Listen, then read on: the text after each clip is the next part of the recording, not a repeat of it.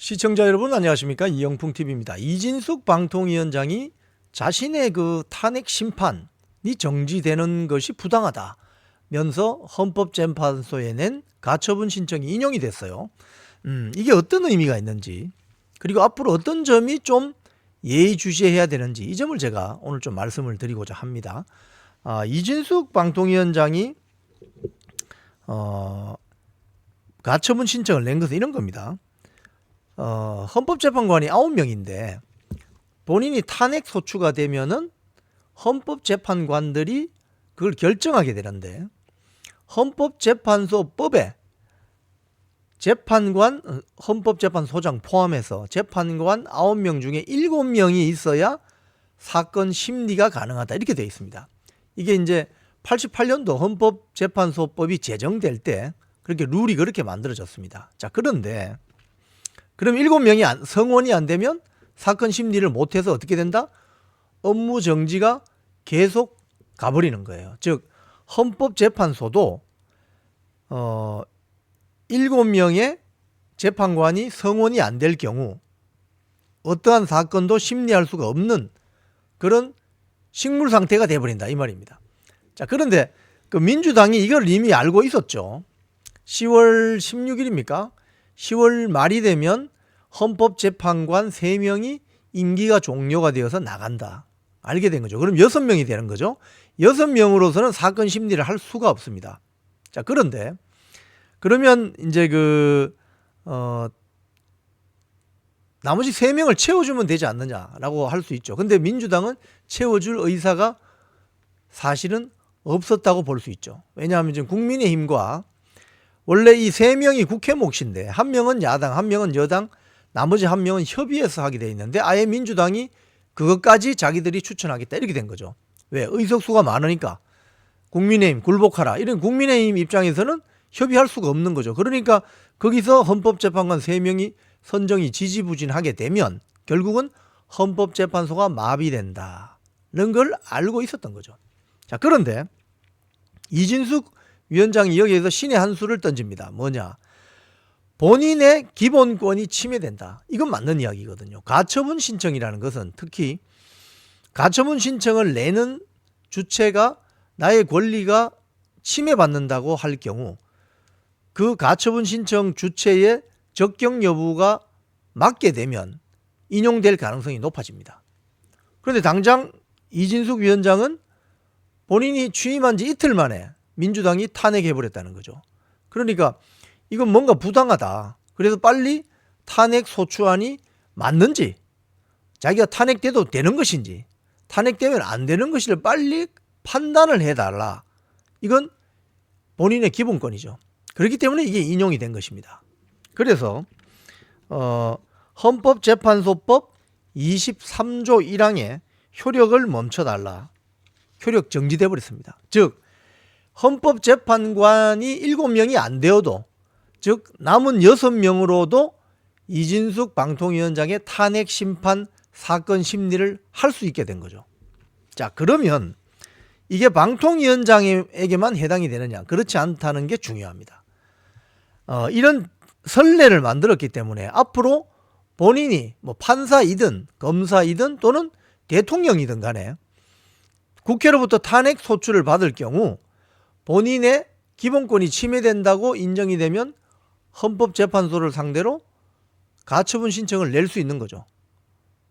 그러면 거기에서 만약에 7명이 아니어도 된다라는 결정이 내려지게 되면 지금 민주당이 꼼수를 부리고 술책으로 하려고 했던 헌법재판소 마비 상태가 결국은 사라지게 되는 겁니다. 즉 헌법재판소도 스스로 거기에는 좀 제가 조금 이따 말씀드리겠지만 문재인이 임명한 재판관도 있고 윤석열 대통령이 임명한 재판관도 있어요. 그런데 헌법재판소 구성원 재판관 본인들도 헌법재판소가 마비가 되고 식물 상태가 되면 이거는 대한민국 헌정이 위기가 오고 대한민국 정부 기능이 마비된다.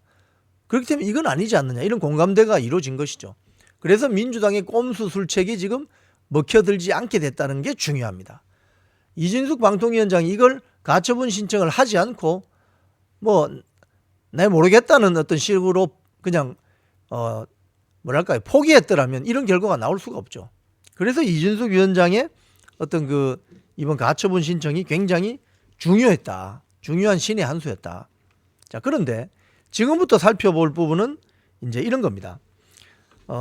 지금 도태우 변호사, 뭐 박주현 변호사, 그리고 뭐 유정화 변호사, 그리고 그리고 오상종 자유대한호국단 대표 등이 서한문을 어제 헌법재판소에 냈거든요. 오전에. 거기에도 보면 이런 이야기가 나옵니다. 입법부가 헌법 위에 군림하려고 한다. 헌법을. 그러니까 헌재를 마비시켜서 헌법 위에 군림하려고 한다. 즉 이 말은 입법부가 헌법 질서를 파괴하고 반헌법적이고 헌법 파괴적인 기도를 하고 있다. 그래서 이걸 막아달라.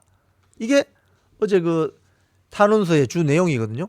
그렇기 때문에 헌법재판소도 이 부분에 대해서는 이거 심각하다. 이 생각을 했다고 볼 수 있죠. 자, 그런데 지금부터가 중요합니다. 그러면 이준석 방통위원장의 탄핵 사건 탄핵 소추에 대한 심리가 이루어질 텐데 이게 과연 유리하기만 할 것이냐, 그렇지 않다는 게 문제가 있습니다. 자, 이거 한번 살펴보세요. 제가 직접 만든 그래프입니다. 도표입니다. 지금 여기 회색으로 되어 있는 세 사람은 이번에 나갑니다. 나가는데 나머지 6명, 1명, 2명, 3명, 4명, 5, 6명. 이 6명이 결정을 하게 됩니다. 결국은. 당분간. 그런데 이 앞에 문영배 재판관이나 이미선 재판관 같은 경우는 문영배나 이미선 같은 경우는 문재인 전 대통령이 임명한 사람이에요. 자, 그런데 나머지 4명은 윤석열 대통령이 임명한 사람인데 이 김복형 재판관 같은 경우는 조희대 대법원장이 지명을 했고 윤석열 대통령이 임명했어요. 그런데 정영식 대전고등법원장은 윤석열 대통령이 임명했어요. 그런데 이 2명, 김영두 재판관과 정정미 재판관은 이 앞에 김명수 대법원장 있죠? 김명수 대법원장이 지명한 사람인데 윤석열 대통령이 임명했습니다. 그렇기 때문에 이 별표되어 있는 이 두 사람, 김영두 재판관과 정정미 재판관이 어떤 의견을 내느냐, 이게 중요합니다. 지금 어차피 문영배 재판관이나 이미선 재판관은 문재인이 임명한 사람이기 때문에 크게 기대할 필요가 없어요. 물론 사안별로 약간 다르겠지만 특별히 뭐 기대할 바가 없다. 어떻게 보면 재판관이지만 자기를 추천해준 좌파 대통령 성향을 나타낼 가능성이 크다. 그렇기 때문에 지금 나머지 남은 6명의 재판관이라 하더라도 사건 심리를 하겠지만 이 김명수 전 대법원장이 지명한 2명, 이 사람들의 의견을 잘 봐야 된다. 즉 지금 6명이니까 만약에 표 대결을 하면은 3대 3이 나올 가능성도 있잖아요. 그래서 4대 2가 나와야 되는 거죠. 어떤 결론을 내리려면.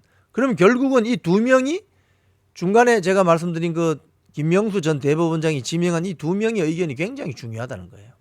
그렇기 때문에 이 부분을 앞으로 예의주시할 필요가 있다.